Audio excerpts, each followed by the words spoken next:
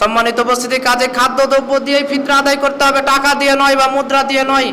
আপনি যেই মানের খান, যেই মানের চাউল আপনি খাচ্ছেন সেটা দিয়েই ফিতরা দিতে হবে। খাদ্যদ্রব্য দিয়ে ফিতরা আদায় করতে হবে, এটা রাসূল সাল্লাল্লাহু আলাইহি ওয়াসাল্লামের হাদিস। অতএব আমরা খাদ্যদ্রব্য দিয়েই ফিতরা আদায় করব, মুদ্রা দিয়ে নয়। কেননা রাসূল সাল্লাল্লাহু আলাইহি ওয়াসাল্লামের যুগে মুদ্রা ছিল, দিনার, দিরহাম, উকিয়া, এই সমস্ত মুদ্রা রাসূল সাল্লাল্লাহু আলাইহি ওয়াসাল্লামের যুগে ছিল।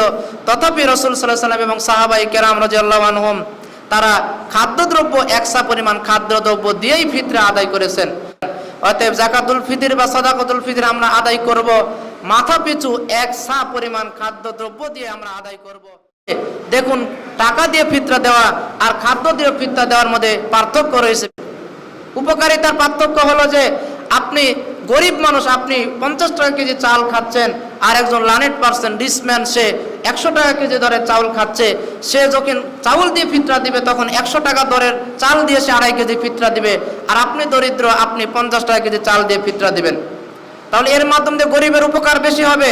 আর যখন টাকার অ্যামাউন্ট নির্দিষ্ট করা হবে যে মাথা পিছু বাংলাদেশের ফিতরা 75 টাকা বা 80 টাকা, 85 টাকা করা হবে, তখন দেখা যাবে ধনীও 85 টাকা দিচ্ছে, আপনি গরিব, আপনিও 85 টাকা দিচ্ছেন। তাহলে ধনী আর গরিবের ব্যালেন্স, সমতা তো রক্ষা হলো না, আর এর মাধ্যম দিয়ে গরিবকে ফাঁকি দেওয়া হচ্ছে। কাজে রাসূলের সুন্নাত মোতাবেক আমাদের খাদ্যদ্রব্য দিয়েই ফিতরা আদায় করতে হবে, টাকা দিয়ে নয়। সম্মানিত উপস্থিতি, আমাদের সমাজে অধিকাংশ মানুষ টাকা দিয়ে ফিতরা দেয়, খাদ্যদ্রব্য দিয়ে ফিতরা দেওয়ার চেষ্টা করে না। আল্লাহ আমাদের সুন্নাতের আমলের উপরে প্রতিষ্ঠিত হয়ে ফিরে আসার তৌফিক দিন। বলছে আল্লাহ।